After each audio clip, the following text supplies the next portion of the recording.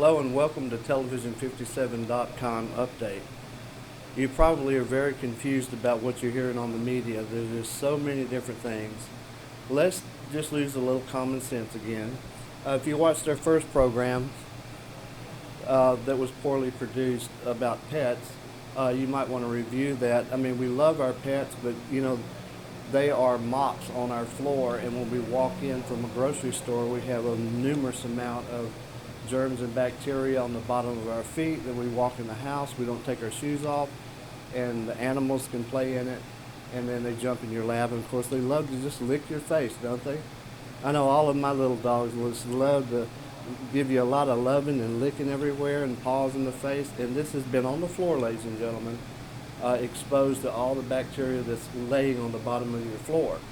Okay, but we love our pets, so take your shoes off at the door when you come in, especially if you've been to one of these big department stores, the only store that's open now. We won't say the name of it, but they're really raking it in. But anyway, make sure and wipe your feet with a disinfectant if you have to keep your shoes on, or simply take your shoes off and leave them at the door. Okay, and the second thing we want to talk about is facts about viruses. They do not live but 1 to 2 minutes in direct sunlight, as we have out today, which this is a very helpful situation. But there again, the virus can live at least 3 days on a plastic bag, maybe longer. Okay, so keep in mind the direct sunlight does kill the viruses. Okay, something that is derived from direct sunlight is the ultraviolet light. You probably remember this from back in the good old days. But anyway, this light absolutely kills all bacteria, and you can get this probably, I don't know if you can even get one now, but if you had one, they use them in hospitals. It's an industrial grade that it will kill bacteria in your house, but not prevent any specific. We're not trying to do that here. We're just trying to give you some basic facts how to survive. Okay, and another thing we talk about, we talk about salt. Okay, salt is nature's way to cleanse the ocean. Now, who can argue that fact? Salt keeps everything in check.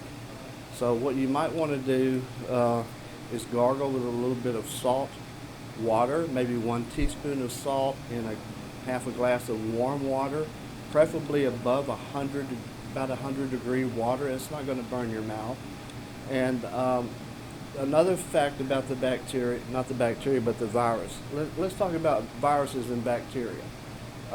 Completely different. Viruses are not a living thing, believe it or not. They do reproduce by finding a human host, but nothing to do with the bacteria, which is a living thing. Okay, it cannot survive without a host, which is a person. But salt, by osmosis, will kill anything. It doesn't matter what it is. Anyway, so gargle with the salt water, and I'm not too bad on putting a little extra salt on the food as a preventive measure. I know a lot of people say, oh, salt is terrible, it's going to kill you. But maybe not, just a little bit extra these days to build the sodium level up in your blood. It could be a preventive factor. This is not rocket science. Okay, you remember the good old mother's chicken soup. Now, this is another thing that's helpful. Viruses do not live in a temperature above 98 degrees, believe it or not. So if you can get this soup about 100 degrees, which is not that hot. Most people eat their soup about 120 degrees, steaming hot, maybe a little hotter, not to burn your mouth.